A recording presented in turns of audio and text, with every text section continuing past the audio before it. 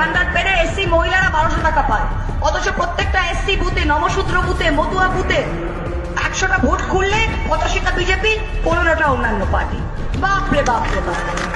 কাজের সময় মমতা, রাস্তার সময় মমতা, কাঠের মালা পরে সব তো চলে আসেন ভাই ভাতা নিতে, তখন কি হয়? তখন কি হয়? বাস্তব কথা বলছি আমি। অনেক দিনের সংস্কৃতি তাকে আক্রমণ করেও কিছু হিন্দু ভোট পাওয়া যায়। এবারে কি বললেন?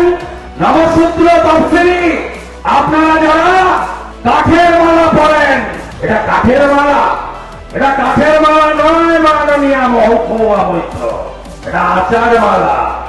কারো গলায়, বৈষ্ণবদের গলায় তুলসীর মালা, আপনার গলায়। এই অপমান ভোট মানা যায়? 85% ভোট দেন বিজেপিকে, আর আমরা আমাদের কাছে এসে লক্ষ্মীর ভান্ডার নেন।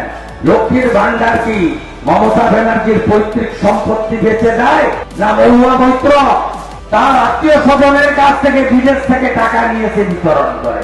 ট্যাক্সের টাকা। আমরা কোন মিটিংয়ে বলি না 82 কোটি লোককে নরেন্দ্র মোদী 5 কেজি করে মাথা পিছু চাল গম দিচ্ছেন। আমরা বলি না বিজেপি দিচ্ছে, আমরা বলি দেশের প্রধানমন্ত্রী দিচ্ছে, ভারত সরকার দিচ্ছে।